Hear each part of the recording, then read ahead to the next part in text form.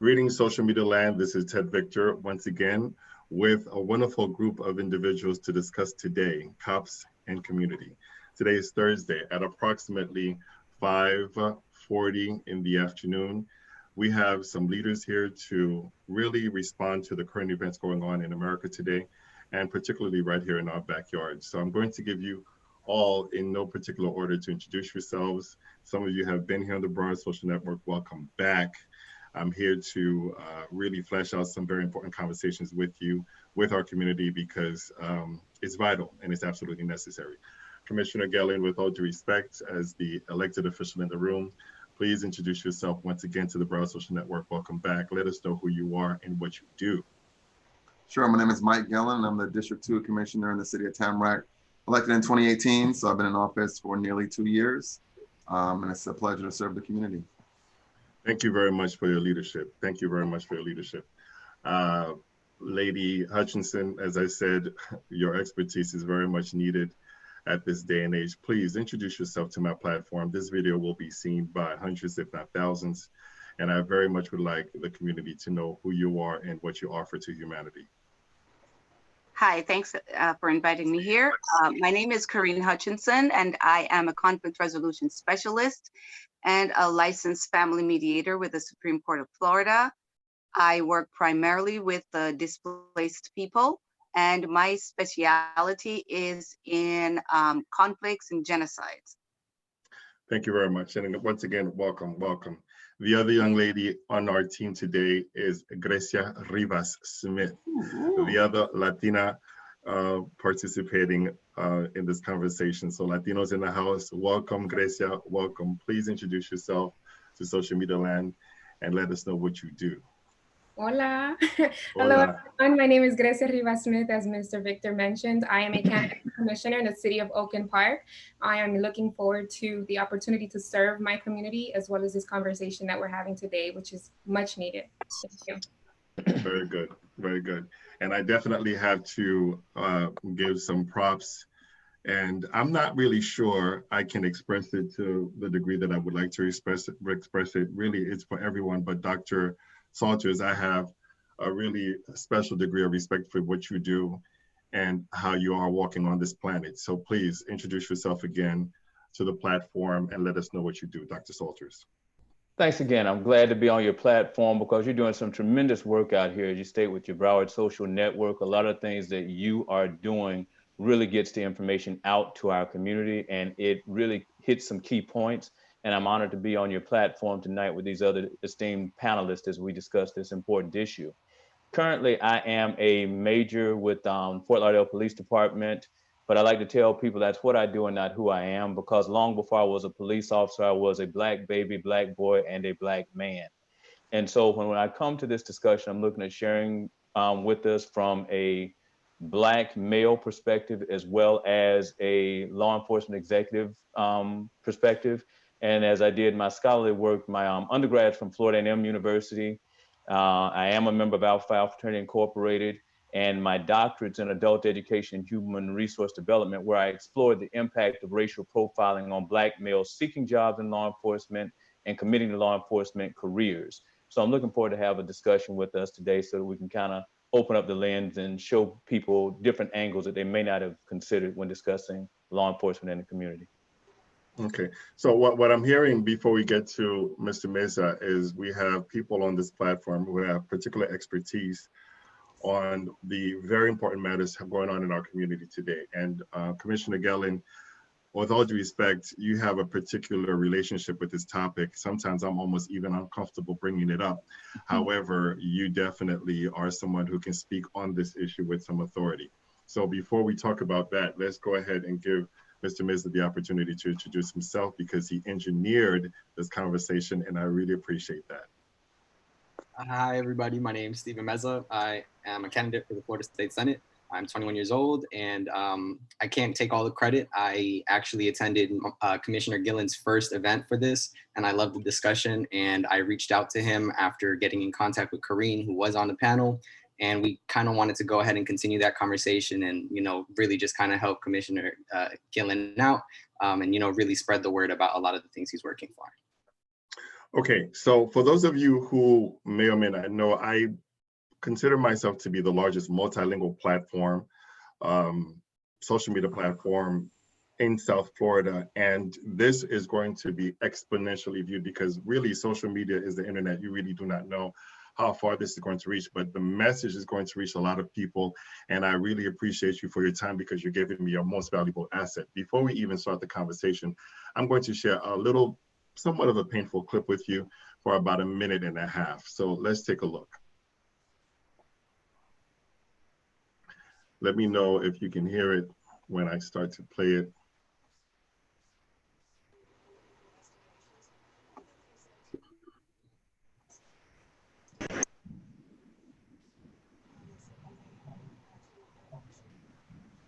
Bear with me for a minute.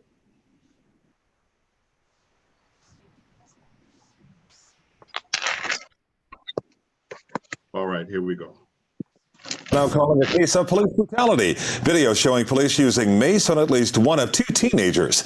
Local 10 News reporter Kristen De La Rosa live now with a controversial.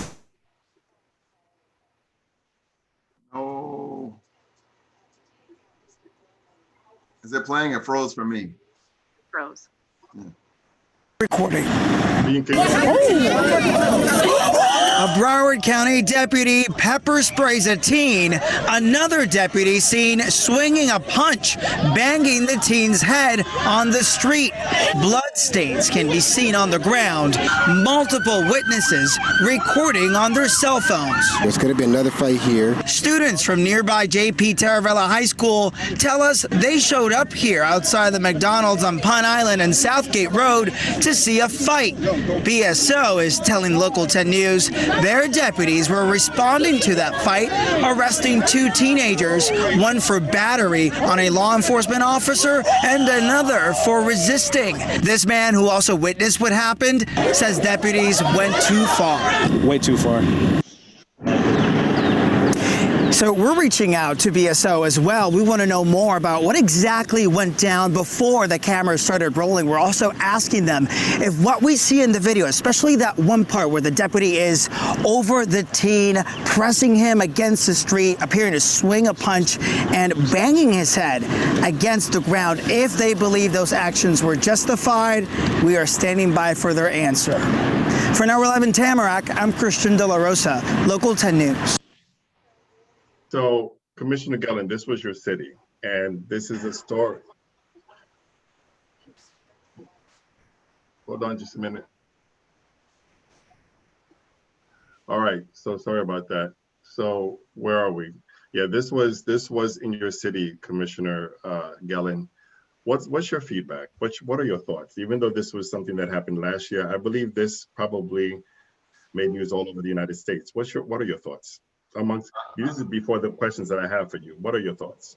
So the video spread all over the world, but more importantly, we got a lot of emails from residents in the community saying, what are you going to do about this? This is unacceptable. And when I first saw the video, I thought that there was excessive force used. Now, you'll notice that the officers there did not have typical police uniform on. So that is their crime suppression unit. That's supposed to be the unit that is going to be more friendly with people and not as aggressive. But what I saw was a situation that was out of control and that police should have had more control of, particularly with DeLuca Roll. Yes, it's true. He bladed his body is the term that the officers used. But that's a teenage kid, acting tough. And I thought once he was pepper sprayed, he walked away. That should have been the end of it. But I felt like the police officer who threw him to the ground escalated the situation instead of allowing that mace to be the deterrent that it successfully was. So based on all the calls that we received and the emails that we received from residents in the community that wanted to demand justice, at the very next commission meeting, I asked to have all 3 officers involved in that case to be removed from the city of Tamarack until there was a resolution. And it was successful. My colleagues agreed 4-1, except for the mayor, to have the 3 officers removed. Pardon me for asking, does Tamarack have his own police department? We don't. We have BSO, so we needed to make the request through the city manager, and then he had to make the request to BSO. And a lot of people say, well, there were only 2 officers involved. There was a third guy. He didn't really do anything. But if you go back and watch the video, the third guy had his foot on top of the other kid that was arrested. He just had his foot on him chilling for like 2 minutes. And I thought that was wrong and inappropriate. Just like we saw with George Floyd. When someone's down and handcuffed and face down, you pick them up and you'll see that they picked up DeLuca Roll and had him sitting forward. And they didn't really do that with the other guy. They would just kept his foot on him and completely mistreated him and disrespected him. Now, I will say we do have a new BSO captain, and he has addressed that issue completely different. So there are still kids going to McDonald's, hanging out, but now the police officers actually interact with the kids. They talk to the kids. They socialize with the kids. And that's what should have happened before. That should have never escalated. I'm not able to really, as a person of color in this country, as a man of color, as a Black man, I'm not able to really thank you enough for the efforts that you're doing. And we're going to talk to you a little bit more. And before I go to Dr. Salters, who is a law enforcement officer, let me go ahead and address Mr. Mesa. Mr. Mesa, as a young man of color, what goes through your mind? Do you see yourself in that video? What goes through your mind when you see that? I've actually stopped watching the videos. And that just shows to you how many videos there are. You know, not even just being young, but to be a person of color and you can see yourself in that predicament, but then to see it over and over in different circumstances, but it's always kind of the same story. It's irritating because it shows that there really isn't much changing in a way. But then you question as to, you know, what can be done because you lost so much faith in it. And those videos just really go ahead and reemphasize, you know, there's a problem and there's no real solution being, you know, committed to in response to all of it. So it's uncomfortable, honestly. And I've actually just stopped watching them. I can't anymore. Dr. Salters, Mr. Mesa said something that gave me chills. He said, losing faith, losing faith. It's understandable. It's understandable. I'm not necessarily sure I can put myself in your shoes when you're out there in the community, because another part of this conversation, which hopefully Grecia and Lady Hutchinson will help us with, is it possible that the community is guilty? Is it possible that the community is kind of taunting the police? Is it possible that we have a role to play on police brutality or in police brutality? Okay, now I'll start off by saying this is a very sensitive and an emotionally charged discussion. And I will just be transparent because I will have to answer this question from multiple lenses.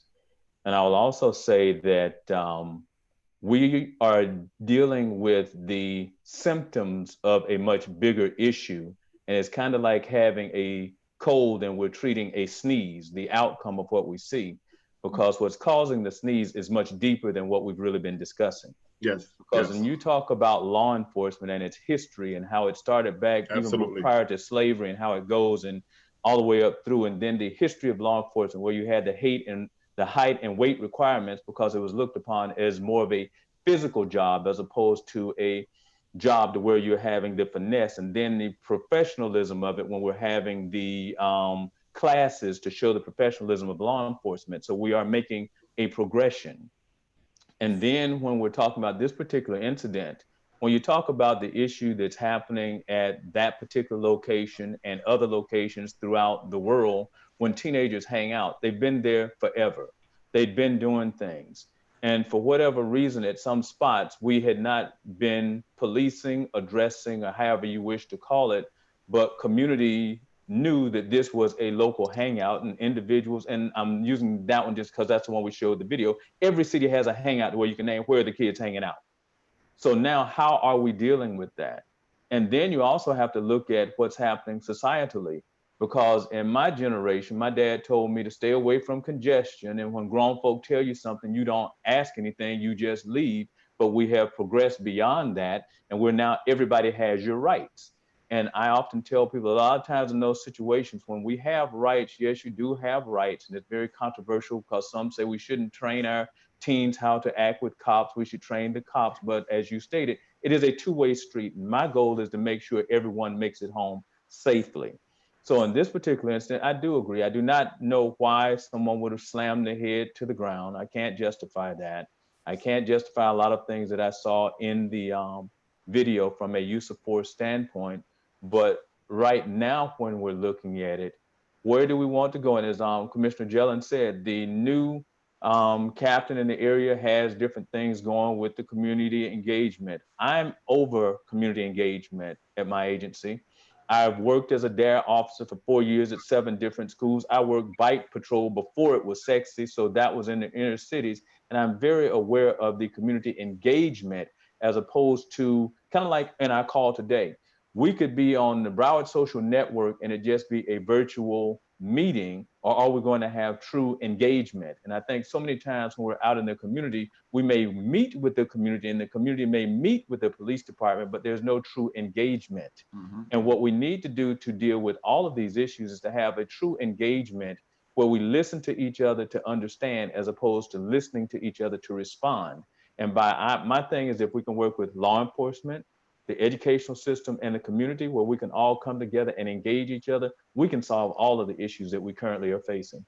And Shakia Kegler on social media says that she agrees with you. She believes that the symptoms are signs of a much bigger issue. But let me ask you something. Let me press you a little bit, Dr. Salters.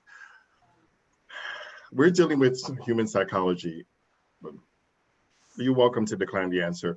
Have you ever been pushed to the limits by some kid in the community who is just acting up?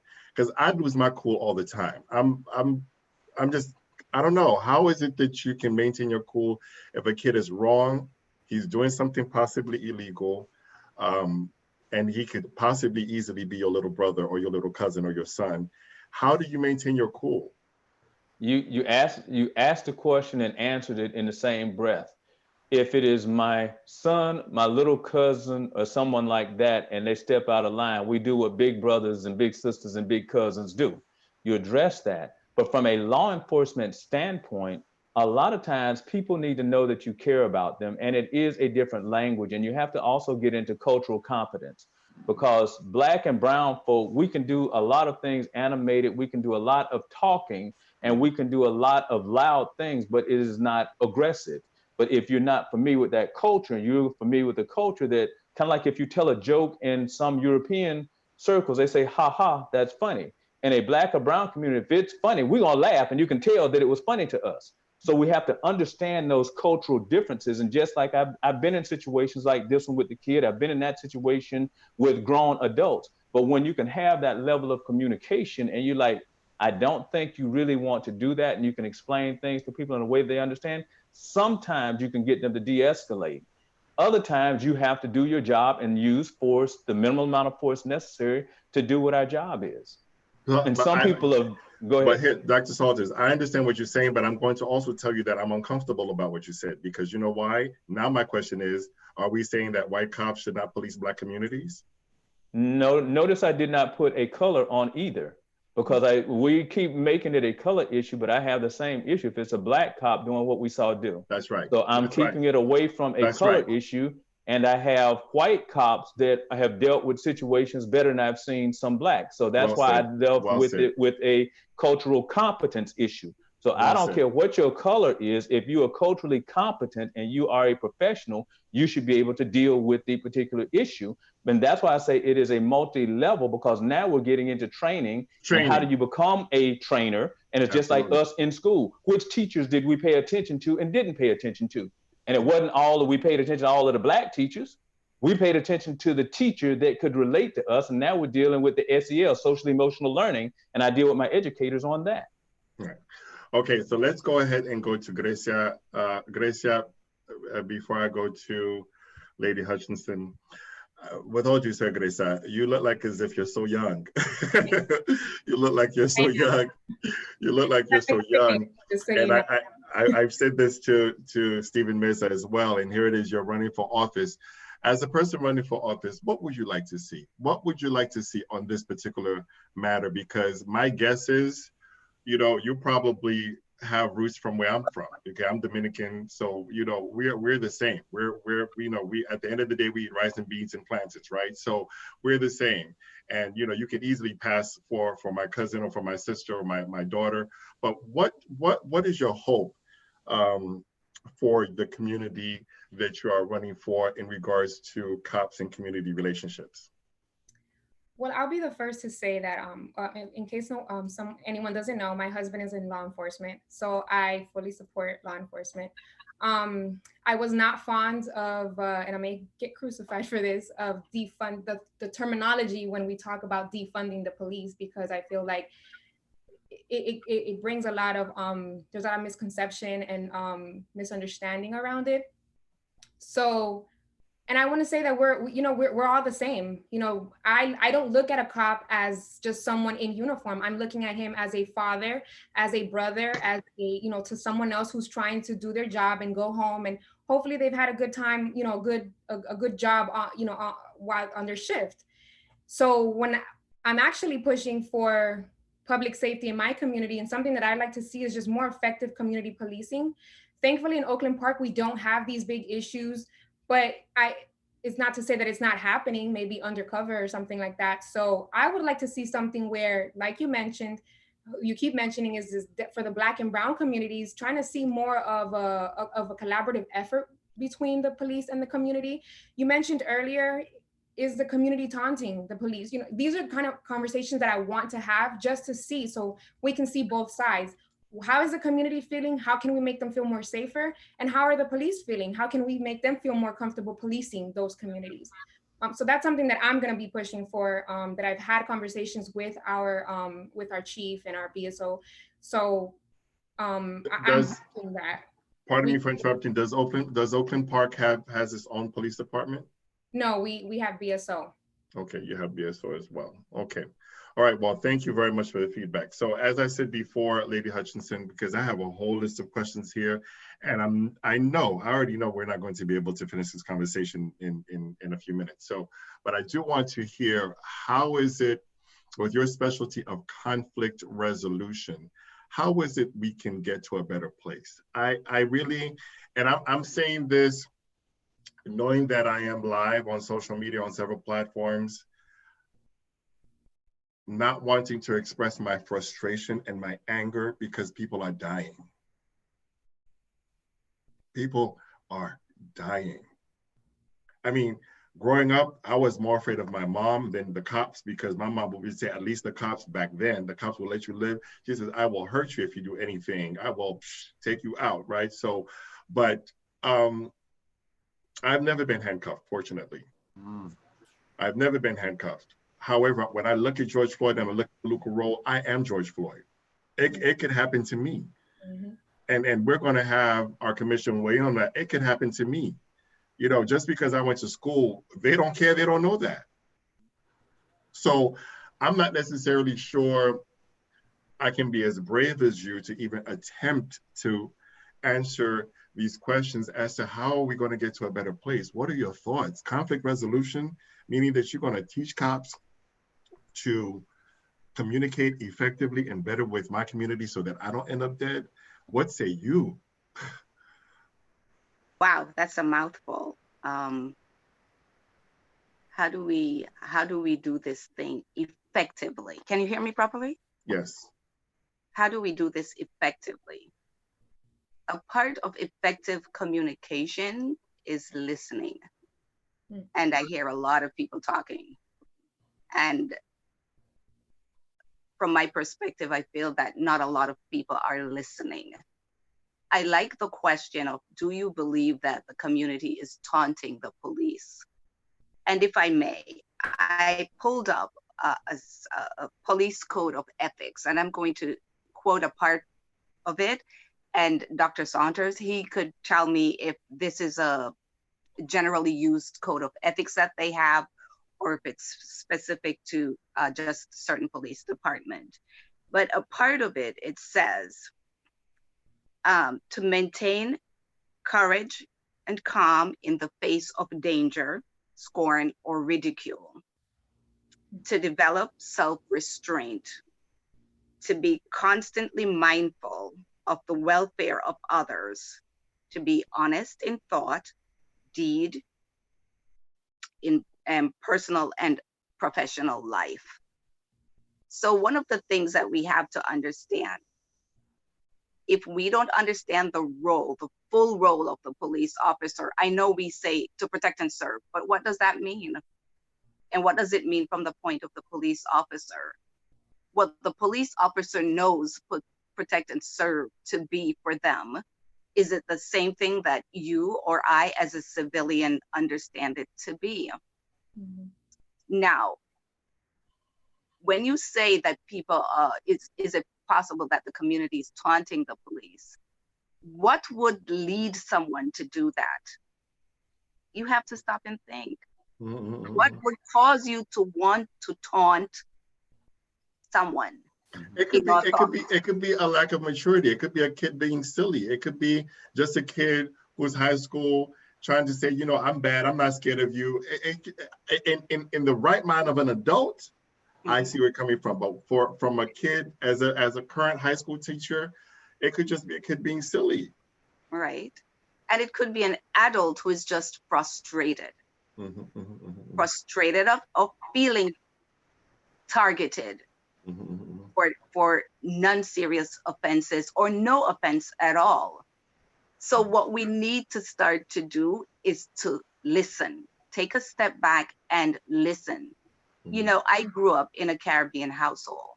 Mm-hmm. And if it's one thing that I learned from adults around me, it's not that everything that a minor does, you as an adult need to respond to. Right. And sometimes, like you said, we say pick your battles. Pick your battles, right? Mm-hmm. And that is so true. Now, if you're in the community where people live and they enjoy themselves and they move around and do their thing every day, and you see something that maybe you deem it not appropriate to your liking, not to the law, but to your liking, check yourself. You have to check yourself. We have to start checking ourselves. We have to do self-checks. The police, they have to do self-checks. And we as citizens, we have to do self-check. And that's a part of the listening process. If I do this, what could the potential reaction from someone else be? And is it to my detriment? You know, it's easy for us to say, I feared for my life, or police brutality. Mm-hmm. But what role do you play in that fear for your life? And what role if you played in that police brutality? We have to stop and listen and come from the other person's perspective. We can talk all we want, but if you don't put yourself in the other person's shoes, nothing will happen. If a police officer cannot put him or herself in the civilian's shoes, nothing will happen. If a civilian cannot put him or herself in the officer's shoes, nothing will happen. We can talk all we want, but we have to stop and listen and put ourselves in each other's shoes. That is a very good segue to going back to Commissioner Gellin. I have two questions for Commissioner Gellin. Commissioner Gellin, as an elected official, I'm really curious to find out, where do the policies come from in terms of how the police react with the public? Like, what are they allowed to do? Because we saw Mace, we saw these tactics. Where do the policies come from? And then, which is a bit personal, I'd like for you to talk about your particular relationship with this conversation, because you have a unique authority on this subject that we can all appreciate. So there's a use of force manual. There's, the police officers, they get their training and they have a manual, and there are certain practices and procedures they can use and apply in certain situations. And they do have discretion. So for example, Broward County and the city, all cities have pretty much adopted the civil citation laws. And I asked for the report in Tamarack. I think over the last 3 years, we probably issued maybe 20 civil citations, because the officers have discretion. And unfortunately, in our city, based on the data, they haven't been using that discretion because they've issued very few civil citations. But they have discretion. One of the things that I've been pushing for is for Tamarack to evaluate and consider having our own police department. because we don't have enough authority over BSO. And there are certain things I would like to see differently. Well, what would you like to see? I'm curious. What would you like to see? That is very powerful and very important. What would you like to see? The whole discussion about defunding police is a great discussion. Is it possible we can have cops without guns? Well, they have it in London. I studied abroad in London, England, and yes, I was approached by police officers. They had no guns. I was shocked, and they were like, "Yeah, we don't carry guns here." I was shocked, but it was a pleasant surprise. But you know what? And I'm glad that you shared that. You know what you know, but you know what we know for sure in that society, you're not going to end up dead. Well, yes, but at the same time, there are 400 million guns in America and 300 million people. So that model wouldn't work in the United States. And part of the reason why police officers are afraid is because they don't know who has a gun. Right. Totally understandable. Yeah, and there's a study that showed that the states that have the most lax gun laws have the most police shootings, because police officers have to be on alert for those that may be carrying. But defunding the police simply means, and I know the term defund scares people, is that we reallocate certain resources and apply them to people like Dr. Karen Hutchison, people like medics. So maybe when we have certain calls, and Dr. Salters can talk about this, 90% of the calls that police officers get are not for violent offenses. They're for other offenses. And half of that 90% are stuff that police officers really shouldn't address. So we don't have the proper social services in the society to address all of society's needs. We've pushed that all on police officers. So for example, in Tamarack, they keep asking our captain and our police officers about the homeless. The homeless is not their job. They talk to them about parking in HOA communities. That's not their job. But we've made everything the police officer's job. And there's a town in Oregon that have replaced a certain number of police officers with medics, with nurses, and with social workers. And those folks respond to the nonviolent calls. And they help the homeless and other people that are in distress. Well, let's just be clear, Commissioner, with all due respect, are you talking about in response to COVID-19, or are you talking about in response to police brutality? In response to police brutality. But this town, they've been doing it for the last 30 years. The group is called Cahoots, and they've been doing it for 30 years. The stats, the crime stats are low in their communities? Yes, and the people know. So if there's a situation that you notice, you call 911, that 911 dispatch will determine whether or not they need to call cops or call Cahoots. So for example, there's a man in Tamarack who was shot and killed in the hospital and is still being investigated by the FDLE. He was mentally ill. He had schizophrenia. Where was he? At University Hospital. Where at University Hospital? At the psychiatric ward. And he had a broken piece of glass. And the cops said, I was in fear for my life, and they killed the guys. So that's still under investigation. That's, I've been asking for information. They won't give me anything. And his family is fighting for justice. But that's a situation where mental health professionals should have been contacted to help resolve the issue. And what we've seen in these riots are these cops that come with the protective gear, and I don't know what's called, Dr. Salters, where you got that glass or something that the military gear. Yeah. I mean, if the cops come out, then they could just bum rush a guy with that protective screen that they use and not get hurt and disarm the person. Everything does not have to be shoot to kill. Right. And then when you look at the most recent protest in Fort Lauderdale, who started the violence in that protest? The police officer, by shoving that young girl and getting people riled up. Right. And so, yeah, we need to examine. He didn't use a shield or anything, and she didn't die by your brief analogy. No, she didn't. But a girl got shot in the face with a rubber gun and got her face fractured for no reason. Innocent bystander. But that's and we do understand all of those are still under investigation, and we still don't know exactly what all transpired there. And I'm expressing what I believe based on the video. It was a completely nonviolent protest until that guy set it off. Can you talk, Commissioner, about your experience, if you don't mind? Because sure. I believe all of my. By the way, I'm just letting you all know all of my videos and all of my recordings. I'm a high school teacher. I'm an educator. That's who I am at my core. Yeah. I'm going to share these conversations in perpetuity with my students. I'm going to have them write papers on it, and as horrific as some of these things are in our communities, somebody walking down the street is oblivious and doesn't really know what's going on. So could you please respectfully, if you don't mind, share your particular experience? Sure. So I was at a Starbucks waiting to meet a friend, and I noticed two homeless people fighting across the street. So me and another white guy, we kind of looked at each other, didn't really say any words, but we knew we needed to go across the street and try to break up the fight. It was Commercial Boulevard, high traffic area. It took us a second to get across the street. By the time we got there, the two white homeless guys fighting, one guy took a bottle, cracked the head over another guy, and then he ran off. So we were just there, somebody called the police. I believe the other guy called the police, and we're there just trying to watch and console the guy, waiting for the ambulance to come. Two police officers came, and I'm there, and I'm saying, hey, when is the ambulance coming? When's the ambulance coming? And it took a while for the ambulance to come. But a few minutes went by. It was a completely calm situation until the one deputy arrived, and he started to take control of the scene. And I'm there, not bothering anybody. Then all of a sudden, the current vice mayor, who was not elected at the time, I was not elected at the time, but he's who I was meeting at Starbucks. And I said, what's up, Marlon? And when I said, what's up, Marlon, and you can watch the video, that's when I got the attention of the police officer. And he said, hey, are you recording? I said, yeah, why? And he said, you need to stop.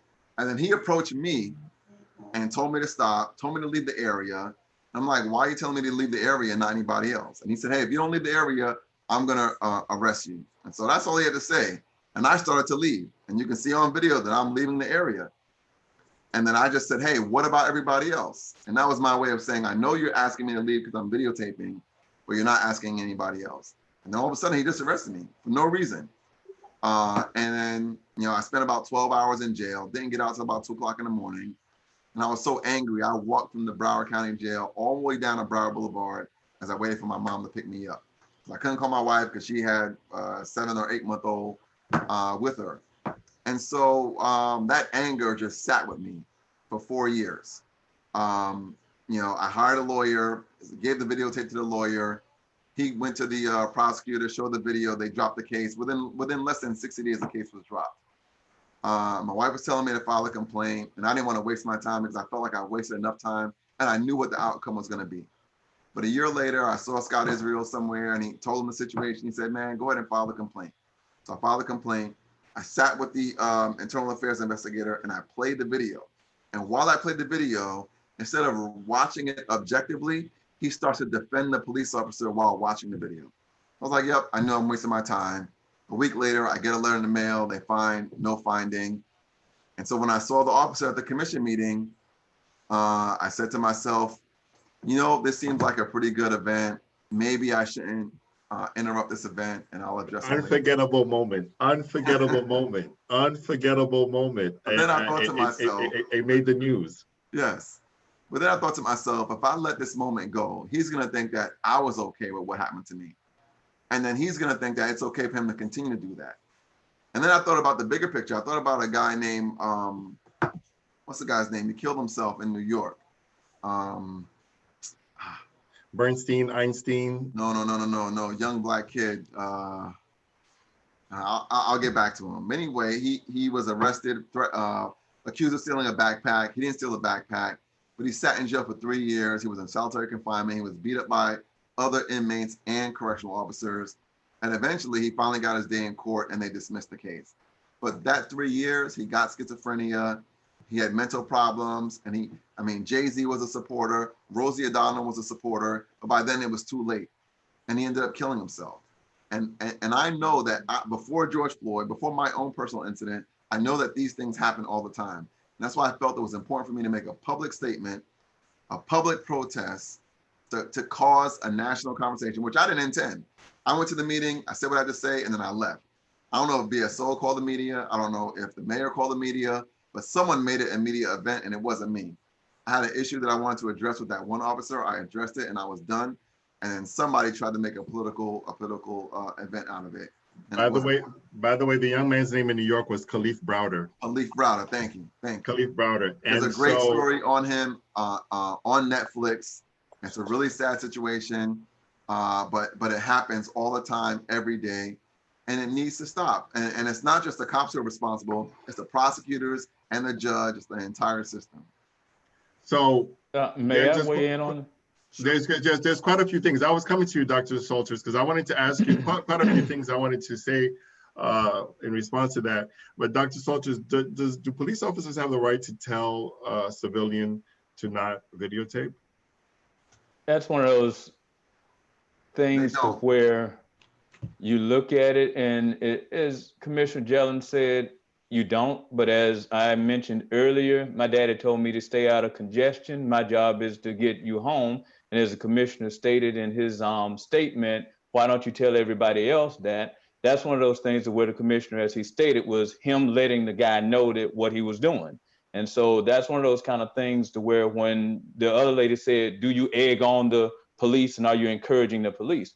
Sometimes people would look at that statement that he made as a challenging statement. So at that point, he's challenging the police officer challenging him. You end up in a bad situation, and that police officer responded the way that he did. Which was wrong and incorrect and against the law and violated my constitutional right.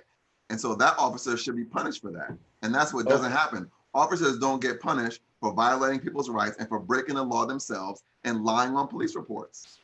If he did all of that, I have not seen him be charged with, and I've heard you state that a couple of times, and I'm just trying to use my time to speak and let you speak and let me speak as I let you speak. That's fine. What are your thoughts? What are your thoughts, Dr. Need to clarify, however. What are your thoughts, Dr. Likewise. Salters? What are your thoughts, Dr. Salters? And it's funny because just as we have this conversation here, officers, when they're on the street and they get to this point, just as you have that citizen and this officer having a virtual conversation, if it was an actual conversation, what would happen at this point? And it would really depend on the actions of that citizen and this officer. This officer would not be baited to do something or use the other things that are at my discretion at that particular time, and others may. Right. You know, and many of us, when we're given those shots, that's why you have these things that are happening in society. Everybody's going to do something differently. Some individuals that have been in the same situation as the commissioner was at that particular time would have gone and called their attorney or called some other people, or had a press conference and deal with what that officer dealt with without saying anything to them at that particular time. Others did not have the platform that he had to express it, which that is the way that he elected to use his platform, and it went out there. To go back to what the other lady was saying about the code of ethics, I teach ethics. I've taught ethics for years. And when you teach it, you have your theoretical and you have your applied. And yes, those things that she stated is coming from the International Association of Chiefs of Police Code of Ethics. And that's what guides the entire police department. And it's our profession. And when you talk about the things in the community, the interesting thing about community-oriented policing is it is fluid based on the community that the things are being policed. For instance, Commissioner Jelen might do things at his house that I don't do at mine, and vice versa. Same thing with the community, because he's wanting police officers for Tamarack, but they would still all be certified by the Florida Department of Law Enforcement, but they would be doing things that are specific to that community of Tamarack, just as there are certain things that are done specific to the city of Fort Lauderdale or any other community that is out there. And I think that's what we need to be looking at when we're talking about law enforcement. The same things that you do in one city as a law enforcement officer are not the same thing that you would do in another. And I'm not talking about illegal acts. I'm talking about just the way in which policing is done. For instance, when you go to some neighborhoods, even within your city, there's certain things that they're fine that one group of citizens say, okay, yes, that's fine. They can do this here. We don't want it done there. And that's when you have your various ordinances. And as he stated, with discretion, how do you really adhere to your ordinances and really enforce ordinances, and when do you do it? You know, those are just some fluid things that we have in law enforcement. And I do agree with the conversation on defunding. I think the term defunding is more of a slogan than a description of what's happening. I think that some individuals are saying defund and get rid of the police, but I think that conversation was going on long before these protests were happening. There have been police departments that have been defunded and have been taken over by the sheriff's office and these type things all throughout the country. And if you look at everybody's budget right now, I'm sure you will look at, there's some positions that were previously policed that have been civilianized. And that is a form of defunding, or what I would rather call in budgetary terms is a reallocation of funds, just like we do in our own personal budgets. Dr. Salters, before I go to Mr. Meza and Ms. Rivas, this is a loaded question, and you can either say yes or no. I just want to know from your perspective. Are police partners equally responsible for the actions of their partners? There's no way I can be equally responsible for what my partner does, but when you look at the code of ethics and you look at what individuals are saying about reporting what your partner does or does not do, those things come into play, and I can understand that. Right, considering with the George Floyd case and the 3 other police officers, because they're out on bail and living life, which George Floyd unfortunately does not have the opportunity to do. Okay, Ms. Rivas and Mr. Meza, question for you, Ms. Rivas, considering that you are partnered with law enforcement, so to speak, is police brutality a racial issue? I think I would like to agree with Dr. Salters that we can leave color out of it if we want to speak generally. Just because there's a term in psychology, which is not coming to me right now, where if I ask you a question or I tell you and you give me a wrong answer or something not along the lines of anything, and then I tell you, well, no, this is the correct answer. You say, oh, okay, well, I would have thought of that. That could be the same case. Like, you think you know what's going to happen in that situation until you are put in that situation. And I think sometimes we tend to dehumanize police officers because they're people just like us. We don't know what they might have been going through that day, and it's not excusing anything that they do at all. It's just saying that we tend to dehumanize them, and we tend to think that just because they're wearing that uniform, they need to follow a certain code of ethics and all of this. And then that's where morality also comes into play. And when you talk about the George Floyd and the bystanders and stuff like that, that they could have done something more because, once their morality and their values and things like that came into play. But who's to say that if you would have been in that situation, you would not have reacted in that same way? To say that this is a racial issue, I want to say yes, mostly just because we have seen it more in the Black and Brown community. But I think it's a bigger issue. I think it's a systemic issue. I think we have people, the powers that be, who are not Black and Brown. So who is to say that what's being brought down those channels aren't, white or aren't, so are we going to blame the white people for that? To me, it's just, I look at it more as a systemic issue than it is a race issue. Is it happening more in our communities? Yes, I can admit that. But I don't like to, I like to. If I can jump in, I don't think it's a racial issue. I think the media picks up on the racial issues because that sells more. It's more sensationalized. But I've seen white cops brutalize white people. I've seen Black cops brutalize Black people, like we saw in Atlanta when they smashed the windows to those college students. Throughout these protests, there was a video in Baltimore of a Black woman who punched a white police officer twice. And he was about to grab her and arrest her. And a Black police officer punched her from behind and knocked her out. And so I've seen Black police officers brutalize Black people, white people, Hispanic people, but I think the media will pick up on the stories. Shortly after or before Fernando Castile was killed, there was a white teenager who was killed by a white police officer. It made CNN, but it didn't go viral. So I think it's systemic. I think police officers for many years have gotten away with committing crimes against people and not suffering any repercussions because they're not personally liable and because they're protected by the department for the most part. Can I add one thing real quick that's in that same line? I'll go one further than the commissioner. I'll say we need to also take into consideration the role of social media, because when we grew up, it either came on the 5 o'clock news and the 10 o'clock news, and that was largely filtered through your networks.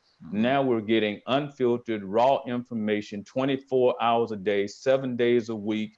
And then also think about the algorithms. If all I do is post videos about cops doing bad stuff and I share that with us on this stream, then every time you pick up your device and go on the internet, it's gonna feed you more things that you've already put in there. So therefore the algorithm is being built to give you more of what you are expecting.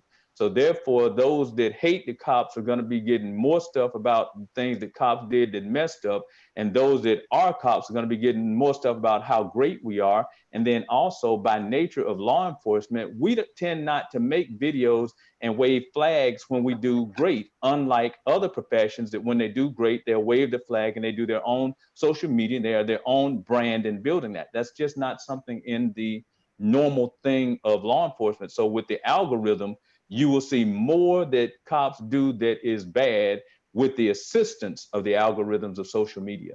Well, three points in response to that. Me personally, I'm happy that we have cell phones, because you know what? If you're going to be doing out there in the community, it's either going to be on the police cam or it's going to be recorded by a citizen. And my humble response to that is, you want to be able to change the image of cops. We can actually come together as cops and community and create positive things as well, right?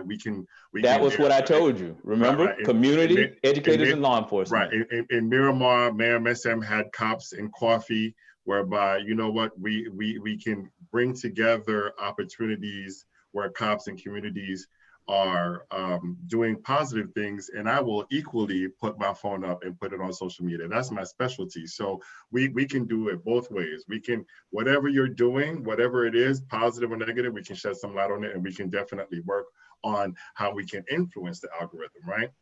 Secondly, what Dr. Salter said was true about cops not waving the flag when they do good things, and I think that's a mistake.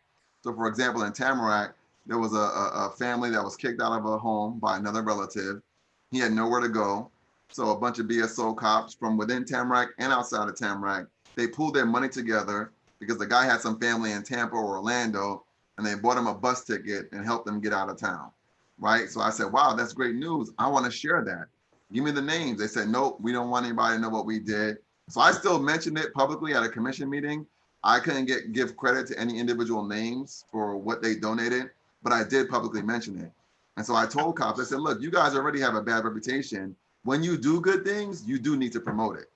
But you know what? I'll work with you on that. And all you have to do is call me, because that's my specialty. I got like thousands of people at my fingertips, and we can respect the anonymity of those police officers, but I do believe that good information like that needs to come out and so forth. And then there's another point that you guys made earlier about police brutality not necessarily being a racial issue. I'm going to put it out there, okay?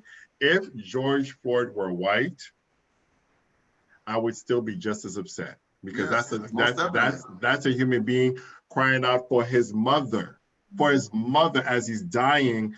And the crime is what, a counterfeit $20 bill? Come on, whatever.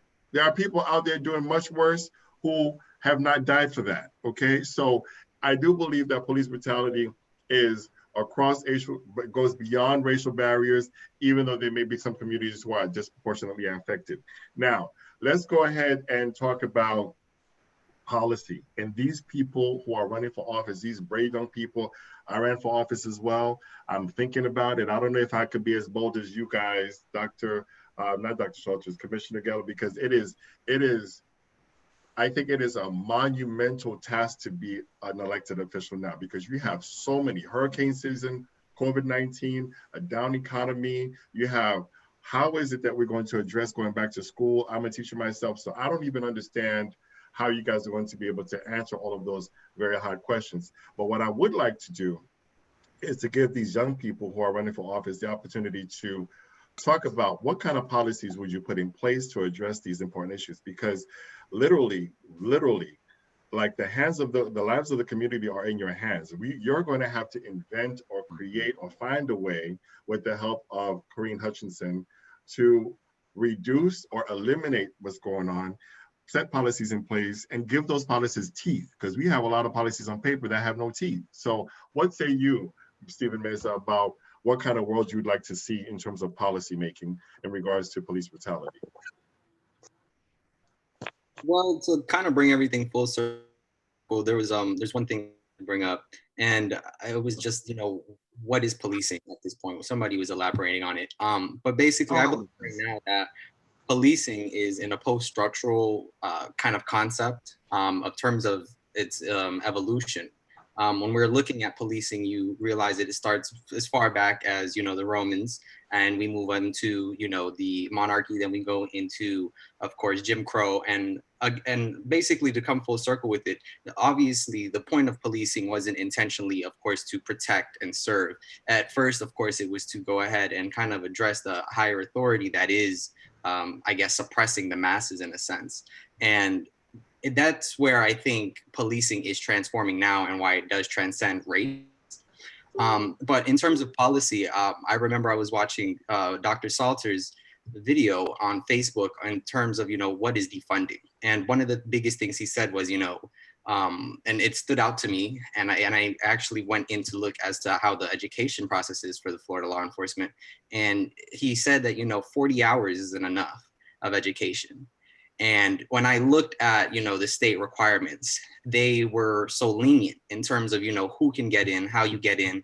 I thought it was actually crazy that correctional officers had to have more education than an actual police officer. Wow. And I think, is that true? Is that true? Yes, you actually only need a GED. Dr. Salters, is that true?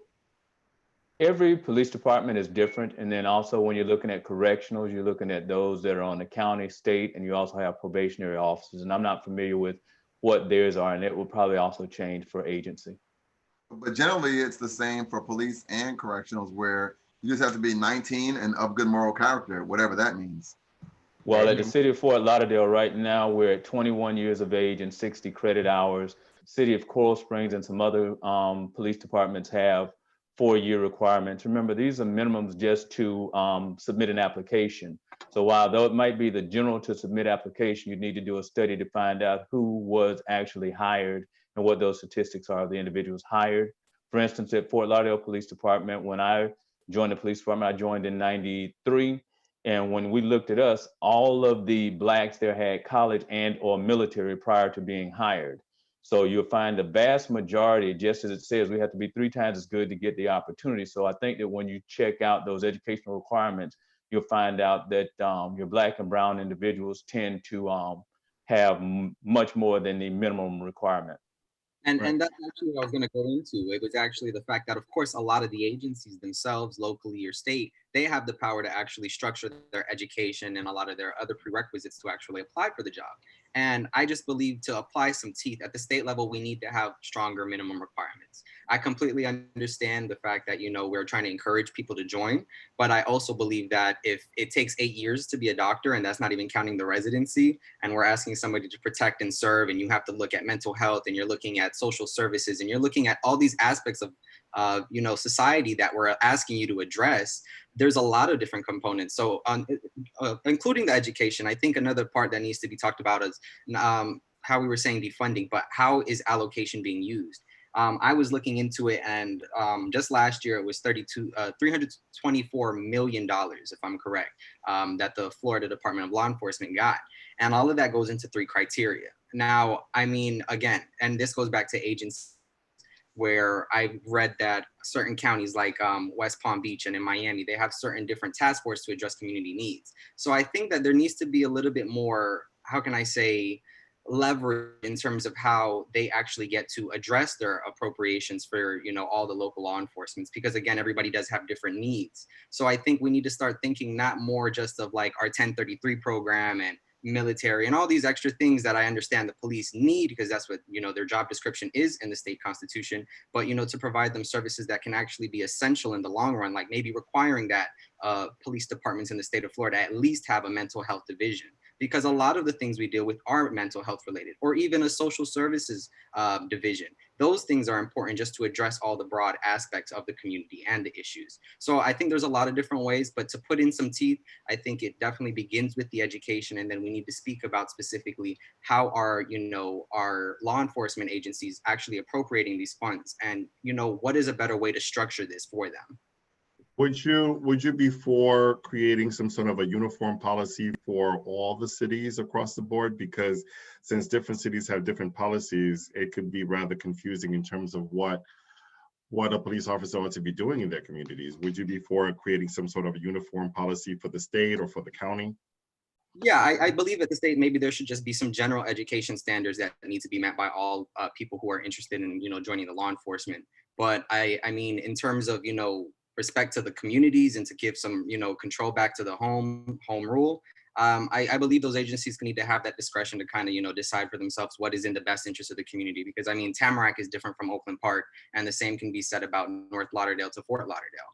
So, I mean, there should be some uniformity, but then again, I understand that there needs to be some resolutions in the community specifically for them. Awesome. Now, there was a question which came in from Lady Mathis with regards to obliging police officers to be fair and bias-free. Is it possible, Ms. Hutchinson, is it possible for an individual who is coming into a workforce at an adult age to be bias-free? I just, psychologically, because we talked to, Grecia mentioned psychology before. Psychologically, I'm not necessarily sure if the word objectivity can even exist, because we all have a lens. We all have a lens by which we bring into our workforce, into our job, into our world. So how are you possibly going to address the issue of a bias-free cop? Is that even possible?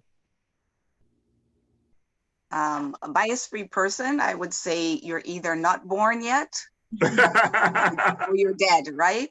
I appreciate the honesty, because can we be honest? Is it true that we each carry a bias? We all have bias. Yes. Okay. All right. So talk to us about being able to create, Lady Hutchinson, a world where cops are going to be fair to the community, even if they have a bias. Okay. Because that goes back to the training. That goes back to the training that Dr. Schultz was talking about. Right. So one of the things to do when you know and you're aware of your bias is, in research we talk about checking your bias at the door, right? So you have to acknowledge that you're coming in with a bias, and then you have to check it at the door. So why do I view someone the way I view that person? Is it them or is it me? Is it them or is it me? Right. Very powerful question. So if you are, say for instance, a very religious person, or you hold religion to be highly important in your life, then your lens, you will look at people from a morally objective or a morally subjective point, wherein you are going to see them according to how you view a behavior that it should be, in terms of your own bias and your own experience, your own upbringing, your own moral compass. So if I, for instance, I'm a police officer and I have been trained, I need to do a disclosure here. I used to date a police officer for several years who happened to have been of European descent. And I remember asking the question, do they teach you racial profiling? And the answer was yes. So you have already come in with a certain outlook to life, and then you are taught something, and Dr. Salters can address that. But then you're taught something. You're taught to profile people on a certain physical representation, right? That's a bias in and of itself. But how do you check it at the door? How do you then check it at the door? That comes with emotional intelligence, which I think needs to be taught in the academies, the police academies, in emotional intelligence. And in school in general. Is that something? But when we talk about our bias, we cannot necessarily escape it. Can we teach emotional intelligence? I mean, you can do all the trainings you want and so forth. You know, if I have a gripe against people who are purple, you know, since the childhood, I used to have nightmares about purple people. If I see a purple person committing a crime when I'm a police officer, I'm likely to attack that purple person, even though if that crime probably was not something major. So is emotional intelligence something that we can teach, or we just kind of talk about it and hope it will be applied in the community? It can be taught. Well, I'll give you, Was if you that- look I at, don't know. Let's finish Ms. Hutchinson, and then let's go to Gracia. Go ahead, finish, Ms. Hutchinson. Is that okay. something that someone can really embody, emotional intelligence? Because Daniel Goleman's book, Emotional Intelligence, I read it like maybe my second year in college and so forth. It's pretty deep, and psychologically, I'm not necessarily sure me personally, I can compartmentalize intellectually all the time. You know, as a teacher in the classroom, I've broken down in front of my students. I'm supposed to be professional. I've gotten upset with my students, you know, so I don't know if emotional intelligence, and I'm supposed to be emotionally intelligent, right? I'm supposed to not respond and not get ticked off as to something happening. So is that something that can be taught and really applied, Ms. Hutchinson? That's where defunding comes in, or reallocation of funding comes in, right? You take you start at a young age, right? Because how did you know how to be who you are today? It started at a young age. So whether it's in preschool, elementary school coming up, your family life, all of that. You and I, it would be pretty hard to dip us in the emotional intelligence pool and we come out being emotionally intelligent, especially if you weren't exposed to that at a young age. So when you're talking about stuff like that, you have to talk about, where do you start? Do you start at 21, or do you start at age 8 or 6 or 3 or whatever? Where do you start?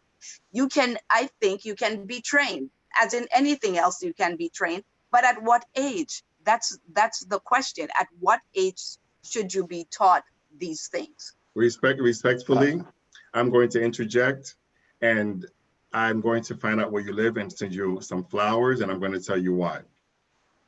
If I were president of education, if I were in charge of education, okay, your world, Dr. Salters, your world, Commissioner Gellin, I would want to have you be a part of the curriculum. I'm not disrespecting geometry. I'm not disrespecting algebra. However, knowing those things in the classroom, being taught at my high school, I'm not sure if it's going to keep them alive in the streets. So this conversation about emotional intelligence, I am hoping the superintendent, the person in charge of education in Florida, who recently said that we need to go back to the classroom, have to think about reevaluating the curriculum. We have these 24 credits that we need in order to get a high school diploma, need to be reevaluated, because I would like to see the world that you live in be incorporated at an earlier age, as Ms. Hutchinson is saying, so that for when the kids are out there, right, you can have grade level appropriate design, right? So when the kids are out there, they're actually really emotionally intelligent. It's nothing new to them. And if they are going to either apply to become a police officer, they'll be psychologically and academically ready. And if they're going to just be a member of the society, they will know, they will have had Law 101. And if the police officer says not to do that, they will understand, you know what, that cop has a right to make that request and behave accordingly. Because I do believe that the curriculum we have set forth in Florida, I don't know about New York, I don't know about the other states, but in Florida, I don't believe that the curriculum is keeping up with the reality of what's going on today. And I cannot think about that enough. I cannot talk about that enough. And I thank you for making that valuable point. Out of respect for your time, even though I don't mind going longer because we are over an hour, I'm going to ask you guys to make closing statements. And in addition, if you'd like for you to share, how can the public further reach you? Because this conversation can go on for a long time. And I'm trying to even maintain my composure, because you just hit it right on the head, Kareem Hutchinson, when you said, you know what, when do we start having these conversations? The earlier, the better, in my humble opinion. So Grecia, I'm going to turn it to you for your thoughts, for your comments, closing statements, and how is it that the public can reach you? Okay, I'd like to just make one point on the emotional intelligence part. I do believe that it can be taught, and I do believe that experience breeds emotional intelligence. I can say that for myself in any situation. So I think that even with what's going on in today's time, seeing that police brutality is a real thing, seeing that racism is a real thing, seeing that the disparities and the disproportion within the Black and Brown communities are real, that can breed emotional intelligence, going out into the world, knowing that this stuff does exist, and if you want to become a police officer, if you want to become a teacher, you want to become an elected official, keep these things at the forefront of your minds when you are going out there advocating for your community and fighting for these, trying to pass these policies and things like that. I do thank you all for this learning opportunity. Again, my name is Grecia Rivas Smith. I'm running for commissioner in the city of Oakland Park. You can learn more about my campaign at greciasmith.com, or you can follow me on social media at Grecia Rivas Smith. And I do look forward to working with all of you. Thank you. Thank you very much. Let's go ahead and give it to Stephen Mesa. Stephen Mesa, talk to us about you, because I look at you and really, I must say you are my sense of inspiration, sense of hope, because you are the next generation. Hey Ted, Dr. Salters can't hear you. Did you mute him? No, I didn't. He might have muted himself. Yes, I can. I can unmute him, but he's unmuted now. Are you there, Dr. Salters? Looks like he's struggling. Now I can hear you. Okay, great. Thank you very much. Yes, I look at you, Stephen Mesa, and Pastor Iglesia as well. I see young people doing good things. I know when I was 21, I was nowhere near close to where you are in terms of intellectual might. So what say you about your final words, and how is it that the public can reach you in terms of supporting your campaign? Well, I just want to say, if you are looking for bold, new, progressive leadership, I implore you to actually go to my website, stephenmeza.com, so you can see some of the things that I'm fighting for. And that's basically making sure we have proper funding in our public education system, making sure we have common sense environmental laws to protect our ecosystem, also making sure we have affordable and accessible patient-focused healthcare within our state, and just overall making sure that we have the infrastructure to adapt to our new world. And that means actually implementing a Green New Deal for the state of Florida. Other than that, you guys can always reach me at my website. I have my personal phone number there and my email. You guys can always send me questions, and I'm always available to go ahead and answer anything for you. Other than that, I just want to thank everybody for being here tonight. It's been a great conversation, and I mean, thank you guys again, and I hope we could do this for the future.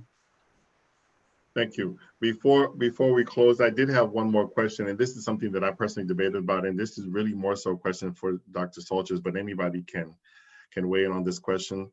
And one possible solution to the relationship between cops and community is the possibility, and if I'm wrong, I apologize in advance, the possibility of having the cops live in the communities that they police. Because if the cops know me, they're less likely to shoot me. Right. So, and I've spoken to some cops about that. They'll say, no, we cannot do that because if there's retaliation, they'll come after our families.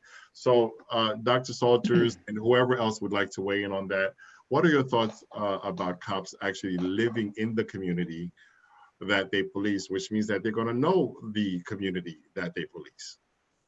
Outstanding, and I'm glad you brought that up. And just so we also realize this, when we're talking about resources, I want to take this opportunity to tell everybody to make sure they are completing their census, because the census is going to determine what type of resources you have. Thank you. And then make sure you elect and vote and recognize the elected officials so they can use those resources for your community the way that you want it done on the local level. And to answer your question, when you're talking about this, I haven't heard anybody talking about recruiting police officers. So we're going to defund them and we're going to do all this other stuff. Who is it that we're really bringing into the police department? So when you're asking your question right now, it is a budgetary issue. Right now, for instance, when I've traveled around the world, I've gone to the FBI National Academy, arguably the #1 training of all law enforcement. We had roughly 48 countries represented there. And in some police communities, the police salary does not allow for a police officer to live within some cities that we're policing. And so now, is that something that the city manager, Mr. Jellin, is gonna be putting in? Some commissioners have put in places where it is affordable housing for law enforcement and educators it's going in. That, again, is a local decision based on the resources of that locality. Then you also have it just for some communities do have it where you are required to live inside the city to be a police officer in their municipalities. And you also have it with take-home vehicles to where it's more incentivized when you're living inside the city, and the incentive goes away when you are living further away from the city. So it is a sliding scale. So it just depends on which particular city that you're looking at. You know, and I've dealt with all of them. I've consulted with a lot of different agencies, and those are the things that we look at. So we need to really be looking at what are we doing. And when Mr. Mesa mentioned a higher educational requirement, if you are facing shortages right now in law enforcement, as they are facing with the requirements that we currently have nationally, do you want to raise the requirements? So therefore you're hiring. That's a very good point. That's a very good point. That's a very good point. So now you're going to raise the requirements, and you've raised the scrutiny, and you've raised all of this for law enforcement, because right now I have, as you've seen the YouTube videos, you have white cops that I have not seen anything bad about getting out of the profession because they don't want to be painted as racist. You got black guys and ladies that wanted to be cops, but because of race issues may or may not have tickets and or arrests that are preventing them from being it. And in the black and brown community, when I was recruiting cops, it is their family members. And when I say family, extended family members that extend pressure on them that they do not want them being in a dangerous profession. So therefore, what are we setting ourselves up for, and where are we moving forward? That's a very good point. But in terms of scrutiny, Dr. Salters, and I want to give everybody a chance to weigh in on this, and I'm trying to close because the conversation is so important. If we do not raise the scrutiny, then anybody, not anybody, but you know, some bad apples can get in there. We're trying to limit the bad apples. We got to do something. We got to do something, because, and I'm almost sure that these people, and oftentimes when these cops like Derek Chauvin did what he did when he killed George Floyd, he had a history. He had a history, you know. And if when scrutiny could be post hire, right? Because if these people have a history of doing stuff, you know, we don't have to wait for them to step on somebody's neck. Let me tell you one thing that I think that will really help our conversation. I believe that a good cop's worst enemy is a bad cop. Absolutely. Good cops do not want bad cops. So I want to be very, very clear on that. And when I also talk about the engagement, you talk about the systemic stuff. If you are a people and people have not listened to your voice over and over again, you begin to just shut up and say, just as Commissioner Jelen said, nobody's going to do anything, so I'm not even going to tell anybody. Nothing changed in his incident between the time he was not going to say anything, other than him being elevated and earning the position of commissioner and having access to other individuals that encouraged him to go ahead and file the complaint. The facts didn't change. So now he's in a place to where he elevated it. How many other people are out there that have been felt to be disenfranchised and marginalized, so they are no longer telling the police majors and executives what's going on, so we don't know? That's why I'm saying with the community, we need to be together, because if we work with the community and we work with the schools and people begin to, I look at it as the community, we can't police without the community. Your best cops are the ones that have the best relationship with the community, because I've been out there where people have had homicides, murders, they've had robberies, and some of them didn't talk to anybody until that one particular detective came to work. And that particular detective was the one that was able to solve it, because they were embedded in the community. Many times the detective didn't look like the community, but they had gone out and shown the trust, and they had built that engagement and relationship. And that's what I'm saying, that as the community, we need to start building those relationships. This is a multi-street.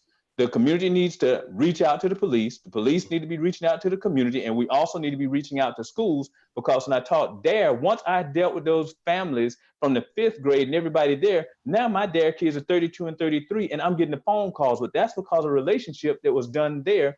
And that's you talk about reallocation, we took away the grants. DARE is no longer funded, and the cities are not doing it. But if you have a large crime rate, your property values go down. And to have the same kind of money that commissioner needs, they have to discuss raising millage rates. So if we can keep the crime down, property values go up, millage rate stays the same, he gets more resources. So this is definitely a much more complicated subject. And if people want to reach me, you can reach me at www.gregoryasalters.com. Okay, so before we go a bit further, I need to make 2 points, and one of them is a question. I need to make it clear, because folks, this is a record that's going to be permanently out there in cyberspace on all of us. This is not an anti-cop platform. Let's just make it clear. This is not an anti-cop platform. As a matter of fact, ever since this current climate that we're under, I make it a point when I see a police officer, I say, thank you for your service. And I am going to believe that most cops, 98%, maybe 99%, are doing a great job in the community. And I believe we all agree on that. Is that correct? Yes. 95. Okay. Right, okay, 95, 95. All right, so that's still a humongous majority, right? Most cops are in it to win it, to do a good job for the community. And here's a question, and I'm trying to close out here, but this conversation is important. And here's a question that we didn't talk about, and I'd like everybody to kind of quickly weigh in on that before we fully close. What are your thoughts on oversight boards, right? Community oversight boards, to be able to say, you know what, this cop has a history of harassing a whole bunch of people in the community. You got to watch him before he steps on somebody's neck. What are your thoughts on oversight boards, Commissioner Gellin? They don't work because there's no subpoena powers, and the Police Bill of Rights protects police officers, so they don't need to respond to a subpoena from oversight boards. So if we can remove certain things from the police department, from the Police Bill of Rights, which can only be done by the Florida legislature, then they don't work. In some states, it does work because now you have more of a check and balance, but in Florida, it wouldn't work. And I'm ready to close. I took some notes, so if I can jump into my close, that'd be good. All right, then. Mr. Commissioner Gellin, if anybody wanted to get in touch with you, how can they reach you?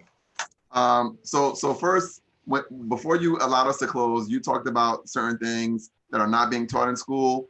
And I think, maybe some of those 24 credits need to be evaluated, but maybe we keep them. But what you are looking for is life skills. We don't teach life skills in schools. So when you know and you have emotional intelligence, then you can do a better job of conflict resolution. And like Dr. Salter said, most cops hate bad cops because bad cops give good cops a bad reputation. My best friend from high school is a Fort Lauderdale police officer. I got friends in North Miami, Miramar, Fort Lauderdale, so many police departments. And I've talked to them throughout this, and they're all angry because they know it makes them all look bad. And I don't think that police officers have enough stress reduction techniques. So I asked my firefighter, I said, hey, when your firefighters, I asked my fire chief, when your firefighters go to a gruesome car accident where they got to pull out mangled bodies, do they get time off and do they get counseling? Yes, they do. And I asked my police captain, when you guys are involved in a shootout or in a car accident and you see those, you guys get time off? No, we don't. You guys get counseling? No, we don't. And so we all know that police officers go through a battery of psychology tests and other tests when they get in, but they don't get that throughout the years when they see all this ugliness and violence and destruction. That stuff changes you. And we know that from people who have been in the military. And PTSD. PTSD. So every few years. Though, Commissioner Gellin, it's normalizing mental health, one, as a topic, and two, that these resources are available to these police officers and they don't fear retaliation or losing their jobs and things like that. So they need paid time off. They need access to counseling. They need the kind of therapy that and time off that the firefighters get without having that negative stigma attached to it. Cops living in the community. So we, Steve Meza talked about raising the requirements. Yes, I think we should raise the requirements, but also raise the pay. You can't raise the requirements without raising the pay. Raise the pay. Right now, officers in Miramar, Fort Lauderdale, a lot of cities are leaving to go to Boca. Why? Boca's paying a lot more money. It's a nicer community. You're going to have less violence and less trouble, and you'll have a greater living. Dr. Salters also talked about what about living conditions. So one of the reasons why I want to start a police department is because I want to be able to say, if you decide to live in Tamarack, I don't want to make it mandatory because we live in a free country, we'll give you a 20 or 30% raise. You'll get to keep your car. You got to provide the kind of incentives to make police officers want to live in the communities they serve. And that way you'll have that police officer who knows the community. And guess what? When the community loves a police officer, guess what? The community will protect that police officer and say, no, you're not going to harm this guy. He's one of the good guys. Right. And I think that's it. That's all I wanted to cover. But we need more people like Grecia, who studies psychology, like Dr. Karen Hutchison, who understands conflict resolution. We need to talk about that on a regular basis. We don't need to just teach cops conflict resolution. They need that too, but all of us need that. How many marriages are broken because people don't know how to resolve a conflict? How many fights are happening in school and everywhere else because people don't know how to resolve a conflict? Those are life skills, and we don't teach that enough. So I can be reached at mike.gillen@tamarack.org or mike@mikegillen.com if you don't want your email to be public record. And then my cell phone is 954-913-0299. I always love participating in these discussions and look forward to doing more. So we're going to definitely give Kareem Hutchinson the opportunity to close out. But again, if you guys have to go, I understand that. And maybe we could do a part 2 because I have one more question. I don't know if anybody here is from New York. I'm from New York. Okay, so you would appreciate this, right? I'm going to read this to you, and then you guys can weigh in on this, and then we can close, because I'm trying to be mindful of your time, because I don't know when I'm going to get this privilege again. So there's this wonderful organization out of New York, and this is in response to the recruitment and the training that we're talking about from Dr. Salters and Ms. Hutchinson. The Guardian Angels. I don't know if you remember the Guardian Angels. Mm-hmm. Yep. The Guardian Angels is a nonprofit. The Guardian Angels is a nonprofit international volunteer organization of unarmed crime prevention. SWILA, originally created by the organization created to combat widespread violence and crime on the New York City subway system. The organization originally trained members to make citizens arrests for violent crimes, right? So these are volunteers. Is it worthwhile to look into a group of citizens? I mean, I'll volunteer. I got binoculars. I'll be like, oh, this person breaking a crime, call the police, right? So therefore, is it worthwhile, Grecia and Meza, is it worthwhile to have some sort of like maybe a para-police group that's going to assist without guns?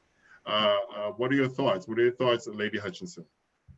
I mean, I think it can go both ways. Some people probably won't want to do it because they don't want to put their lives in danger. But then there's that whole, I'm a huge public servant. I'm going to do what I have to do in order to have some kind of direct involvement in what I want to see in my community. I would have to counteract what Commissioner Gellin said about the oversight boards. That's also encouraging people to be involved and ask these questions and learn more about what's taking place in the communities and have more direct involvement. That's where effective community policing comes in, working collaboratively. I cannot stress that enough. So if we can establish these programs, which we already have, we have the Citizens Observers Patrol and things like that, which even with that, you have older people doing that. Let's bring some of our youth in. And then that way, we're also grooming them to possibly be these better police officers in the future. So I'm all for citizen and community involvement with our law enforcement. Your thoughts, Meza and Dr. Salters, before we go to Ms. Hutchinson, about maybe a Guardian Angels like citizens group, volunteer group who could assist with the police, because if there aren't enough cops, if we have like certain citizens who do not carry guns but have somewhat of an authority to kind of like police the community, so the community can police itself, so to speak. Because I tell my students in the classroom, police your classmate, right? Because if your team member is on a cell phone while they're doing some sort of a group project and so forth, all of you guys are going to get it, right? So is there something that could possibly, at least in theory, useful, Dr. Salters, Mr. Mesa? Yeah, I believe that, I mean, we actually already do it in Broward County. I feel like the program should be expanded though, because again, like Gracia, what she was saying, a lot of it is going back to our older community. So a lot of the, younger population is a part of it, but we have the community aides within, certain cities and within the Broward Sheriff Office. And I believe that could possibly definitely be expanded. It's just, again, I don't think people would have a problem with, an officer who has some authority, but doesn't have a deadly force and is there to solve the small problems, or, even to expand that to encompass a job aspect. Like, let's say somebody has social service background, or they have a psychology or therapy background. I mean, I feel like those people could be incentivized to be a part of something that, allows them to help the community in a way more broader sense than just, force. And not to just say that's all what police are about, but again, I just reference, what the definition of law enforcement is in this state. And it is to, bear arms and have authority to, provide civil citations and, basically uphold the penal code. So I think they can be expanded. I just think that, again, it's going to have to take place at the local level at the agencies. But I don't see why a little lobbying couldn't help out with that. Dr. Salters, is there such a thing down here? I'll put it to you like this. Most of the agencies have community-oriented policing. that goes on out there. You have your COPs, community oriented, that you have people that come in as volunteers. You have your citizens police academies at many of the agencies where people can come in and learn about the police departments, become engaged and patrol their various communities. And as Grace has said, many times it's the older citizens in the community that do that. So many things that we have talked about, many of the agencies currently have that, but the community has not been engaged enough to know that those things are available. And you know, when you talk about Curtis Sliwa and the Guardian Angels, you've read one article, but just as with most stories, there's good, bad, and indifferent dealing with the Guardian Angels. So if you Google them, you'll find out a little bit more about what's going on with their patrols. And what we're also talking about here, we're talking about law enforcement, just like when you go to Jamaica, you have different levels of policing. You got the actual police, and then you have those with the red stripe down the leg that's around your tourist areas. The same thing when you're looking at various assignments in the various police departments. In Fort Lauderdale Police Department, we have our community engagement police officers, we have our neighborhood action team, we have our patrol division, and you have all kind of other things. Broward Sheriff's Office, my counterpart over there, that's Major Kevin Granville. He's over there, community outreach thing. So you have certain sections in many police departments that are focused on things in the community. And that's where you get into the various philosophies. Do you want to have programming and units that deal with community-oriented policing, or is it the strategy that you want to have within your whole agency? And that will be a whole show in and of itself as to how that would be taking place. And the state definitely needs to step in to at least provide something to help with the incentivization, to at least expand these. And like everybody's saying, we have to provide an active and engaged community, but a lot of it is lacking when there's, of course, no funding, or there's not enough necessary equipment, or just the resources in general to disseminate this information and to actually support something that could be vital to the community as a whole. The reason why those programs don't work, the BSO Cops program don't work, and as much as senior citizens in the program, is because time is money. And so if you want those programs to work, you got to pay. And some of you know Joe Scott, who's running for Broward Supervisor of Election. He's a West Point graduate, served in the military, served in Iraq. When Sheriff Tony went and spoke at Broward County asking for money for his budget, he presented an option where you have citizens in the community that act and serve as police officers without being police officers and without weapons. And it's a model that they applied and successfully in Iraq, right? And so he presented that model. I'll make sure I send it to you, Ted, so you can distribute to everyone. But that's a model that can work. And that's where you can defund or reallocate resources. You pay this group of community servants, right? They're not armed, but they're well trained. We can determine whether they work under the police authority or not, but they would be able to handle those nonviolent calls. And some of that should include the medics, the sociologists, the psychologists, the behavioral therapists, and they can address all those issues that police don't need to address. And police can probably come on some of those calls to serve as backup. But that's where we need to reimagine what the future of police should look like. Dominic Mathis is asking, but where would that money come from? The same money. So for example, Broward County allocates $500 million for BSO services. What is the return on investment of that $500 million? What does protect and serve mean? When I was 14 years old, I was held at gunpoint. There were no police officers to protect and serve me. What could I do after the fact? Call the police. They would write a police report, and that was it. I knew who the guy was. I knew where he lived. But I knew if I reported the guy, he or one of his boys would come after me. So what does protect and serve really mean, right? How do police officers prevent crime? Do they prevent crime? Probably not. They don't prevent crime. Crime continues to go on. So we really need to reimagine what it is. And if police officers don't want to live in the community, then maybe we do have a group of community people that we pay from that same police budget. So you defund, you reallocate, because a lot of that money is paying salaries, it's paying benefits, and it's paying pension plans from the guys that retired after serving for 30 years. Okay, well, on that note, I'm going to go ahead and go to Kareem Hutchinson, and I believe she's the only one who didn't have a chance to close out yet. I'm going to ask you a question. I'm going to ask you to give you some concluding thoughts, and then share with us where can the community reach you.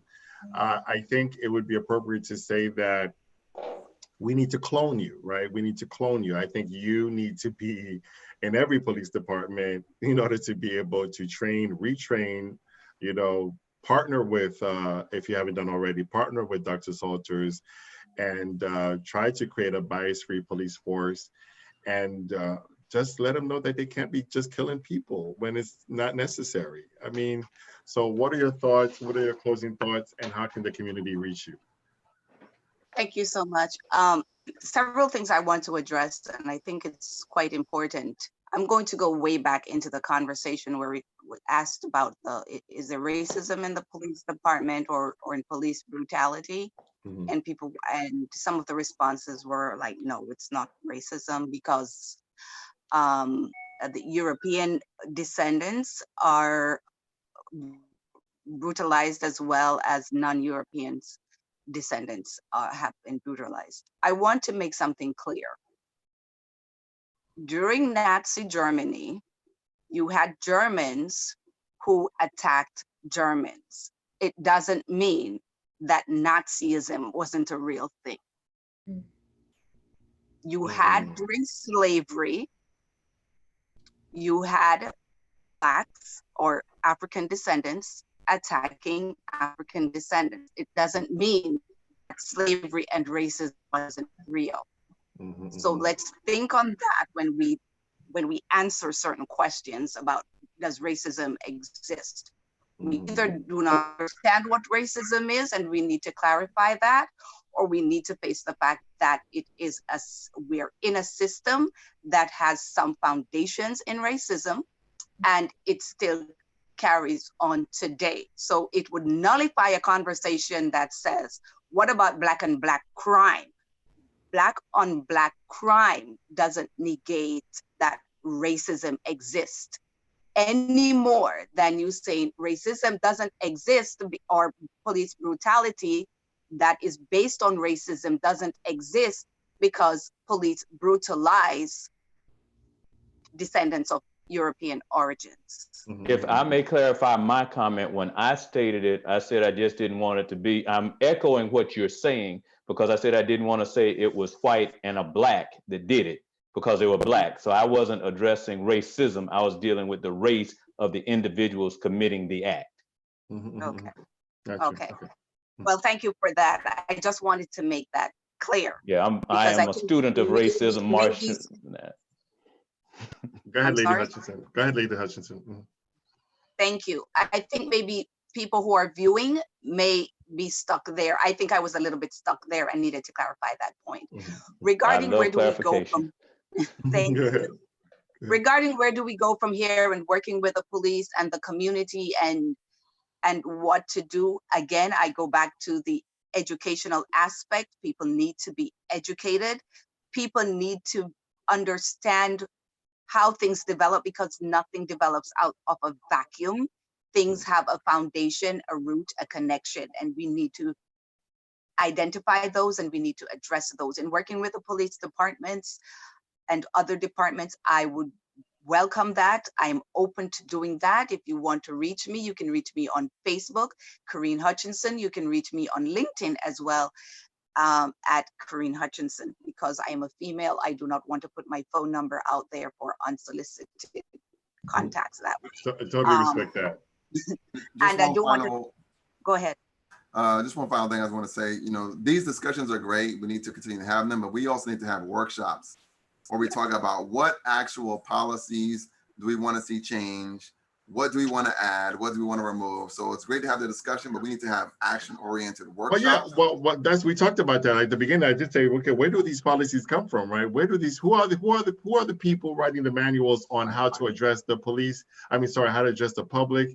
And this is one of the reasons why I was asking for an oversight board, because I'm not an elected official. I'm not a police officer, but I do want to have an input, which is, so, you're saying what I'm saying in different words. So I don't know how we can do that. I welcome that possibility of doing that. And I don't know, between you, the elected officials, Dr. Salters, I think it's necessary. If I may, one of the things that we look at when we're talking about oversight boards, I think we have to start with where do we want it to end. Some people want an oversight board for one reason and some want one for another. So we have to find out why is it that you want the oversight board to figure out if in fact it would work. And as the commissioner stated, we're making broad statements, and we have to make sure that we understand that every jurisdiction, every state has different guidelines. For instance, in some of these other states, you see where when an officer does something, they're fired right away. Then when something happens in Broward County, they wonder why it isn't. Different things that are happening there. So we really have to look at that and see what these things are. And when you talk about having workshops, I conduct workshops. I do a lot of trainings. I've been brought in by agencies to even review their policies. The Florida Department of Law Enforcement brought me in to review their policy to see where it was that they were missing some items or had some blind spots in terms of hiring minorities. And you begin to look at things, even in promotional processes that come in, what things are in place. So I've worked with promotional processes. I've worked with individuals in them, to how you have to really have a critical HRD review to see what's in there and go below it and see what your impact is, because sometimes you have disparate impact on individuals. And one that I always state is here in Broward County, police officers have to pass a swim test before they can turn in an application to be a police officer, but yet you never see it again. But systemically, it's stated that you have to take that swim test in case you fall into water, because there's all of this water in Broward County, but it's not that same criteria in Dade and Broward. So now you all think about people that are Black, even if they're from the islands. Many of us, just by mere fact and what's happening with the swim test, you have more brown and Black people that fail that than others. So your hiring pool right there is being increased to statistically reduce your number of minorities entering. And that just goes throughout your process. So same thing with fire. Now, Broward County is proposing a civilian review board. I'm proposing one in Tamarack. In terms of the resolution of the review board, it's all about accountability. And if a community feels that a police officer did not act within the bounds of the policy manual, then they should face termination.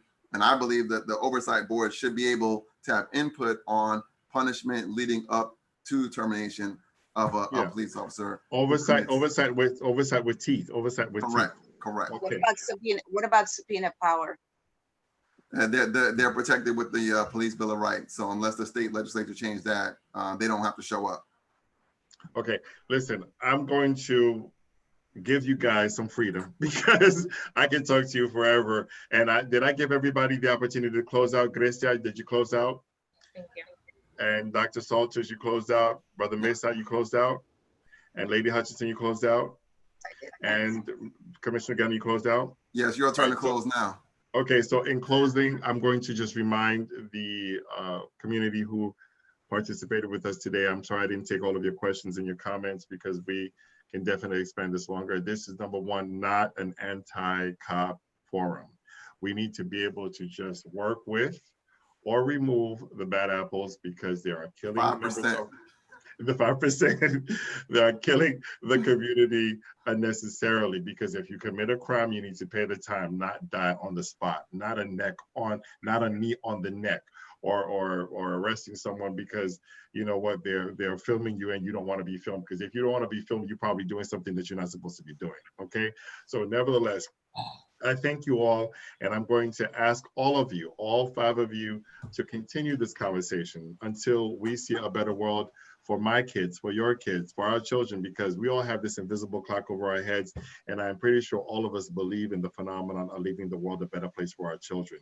So I thank you all very much for your time. You've given me your most valuable asset, your time, and I ask you to continue the conversation, and all of you are welcome to come back in order to be able to give the community a message to make it a better place. And this is Ted Victor signing out with the Broward Social Network, and I humbly thank you all so very much for entertaining this conversation. Thank you. All right, thank you. You have a wonderful evening. Thank you. Good evening. Adios, Grecia. Goodbye, Lady Hutchinson. Adios, Mesa, Brother Gellin, and Brother Salters, Dr. Brother Salters. Thank you so very much. Thank you. Good night. Good night. Good night.